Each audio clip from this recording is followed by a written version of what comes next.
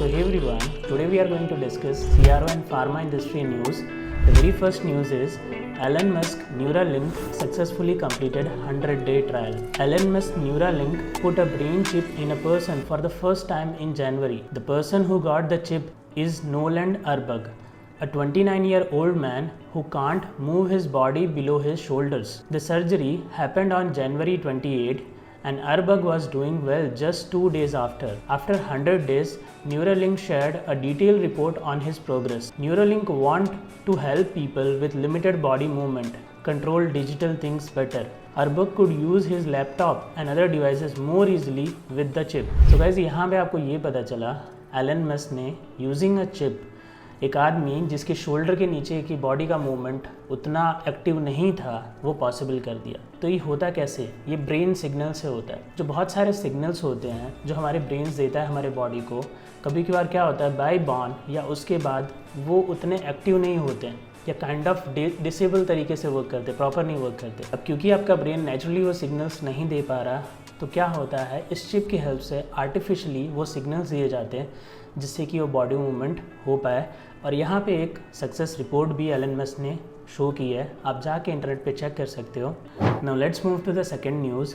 ICMR expert advocates smart variables for clinical research revolution. Dr. Nilima from ICMR talked about smart variables at ET Pharma Clinical Research and Excellence Conference.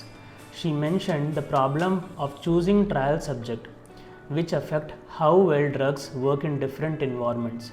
Dr. Nilima shared data showing that many trials happen in the western region, while states like Uttar Pradesh have fewer despite high disease rates. She suggested using fitness band and chip-based health devices for better data collection in trials. Dr. Nilima also talked about future innovations like pillow that track sleep and contact lenses that monitor health, saying AI could help design clinical trial better. So आप सभी को पता है जो CRO industry है जो कि research या स्टडी कंडक्ट करती है किसी भी डिजीज़ के ऊपर, उन्होंने बहुत सारे ऐसे स्टेप्स लेने का डिसीजन लिया है जिससे कि AI का implementation during the clinical trial हो।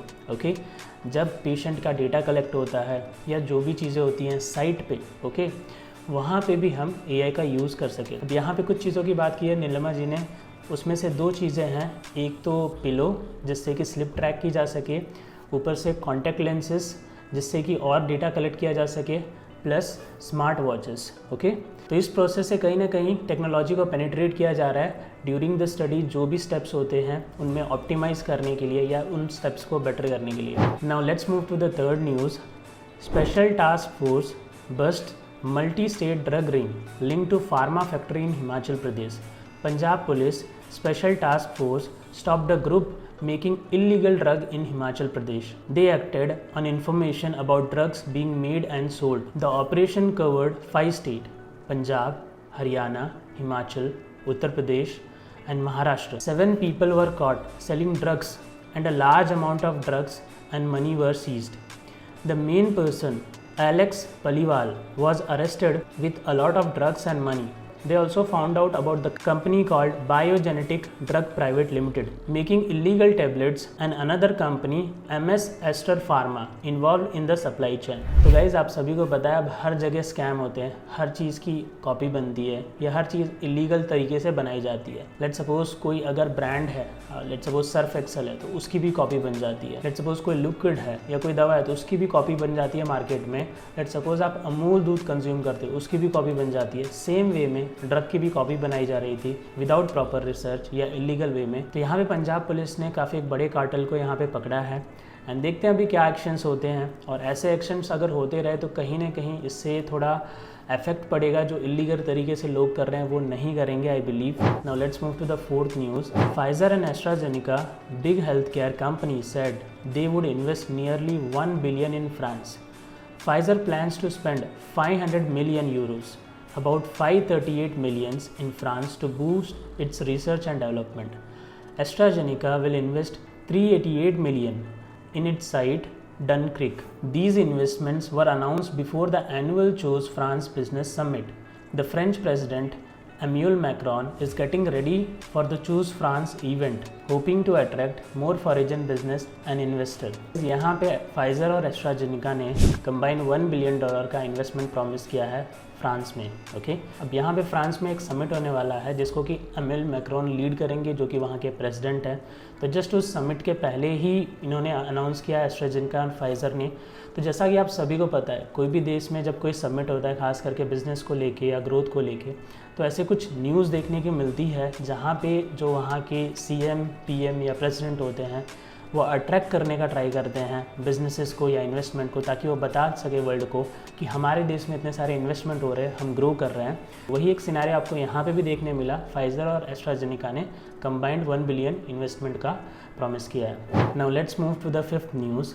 Pharmaceutical agencies accused of supplying fake drug in Thane, Maharashtra. 2 pharmaceutical agencies are accused of giving fake drug to hospitals in Thane, Maharashtra. Food and Drug Administration (FDA) complained, leading to case against them. The case included charges like cheating and forgery. Was filed under the Indian Penal Code and the Drug Cosmetics Act 1940. FDA checked medicines at Thane Government Hospital on December 11, 2023, finding some fake. These agencies allegedly sold fake medicines to Thane Civil Hospital, other even supplying them across India. So यहाँ पे थाने police ने कुछ ऐसे agencies को bast किया है जो कि सप्लाई कर रहे थे fake medicines even government hospital को भी, और गवर्नमेंट हॉस्पिटल को ही नहीं, अक्रॉस इंडिया में वो सप्लाई कर रहे थे। तो फार्मा में अगर ऐसी न्यूज़ आती रहे तो काफ़ी अच्छा है, बिकॉज मुझे भी ऐसा लगता है पर्सनली कि फार्मास्यूटिकल इंडस्ट्री में भी अब काफ़ी सारे स्कैम हो रहे हैं, काइंड ऑफ। बहुत सारे स्कैम तो ऐसे हैं जो कि लेजिड हैं, लोगों को पता ही है कि वो कंटिन्यूस होते हैं, लेकिन ऐसे स्कैम नहीं होने चाहिए जहाँ पे ड्रग ही नकली है, पैसे ज़्यादा लिए जा रहे हैं। जैसे कि एमआर अप्रोच करता है डॉक्टर को और बोलता है कि हमारी ही ड्रग किसी को देना, वो तो सेकेंडरी था, बट ये बहुत बड़ा वो हो गया रैकेट कि आप ड्रग ही मतलब गलत बेच रहे हैं। तो इससे डायरेक्टली जो लाइफ के ऊपर इफेक्ट पड़ेगा जो पेशेंट इसको कंज्यूम करने वाला है इस ड्रग को, क्योंकि आप एक नकली ड्रग दे रहे हो पेशेंट को जिसके ऊपर की R&D प्रॉपर नहीं हुई है, जिसको कि अप्रूवल्स नहीं मिले हैं, और बहुत सारे हेल्थ इम्पैक्ट भी हो सकते हैं। और इंडिया में क्या होता है, मोस्टली ऐसा ड्रग के ऊपर इंस्पेक्शन भी नहीं होता। अगर किसी को गलत ड्रग दे भी दिया गया, उसको कुछ प्रॉब्लम हो गया, तो ऐसा समझा जाता है कि वो पेशेंट की ही गलती है, या उसका हेल्थ नहीं बेयर कर पाया, या उसकी तबीयत ज़्यादा ख़राब थी उसकी वजह से। कभी भी ये चेक नहीं होता कि ड्रग में कोई इशू था या ऐसा कुछ, कभी भी नहीं चेक होता। तो आज के फार्मा न्यूज़ में बस इतना ही। मिलता है अगले न्यूज़ में, तब तक के लिए बाय बाय दोस्तों।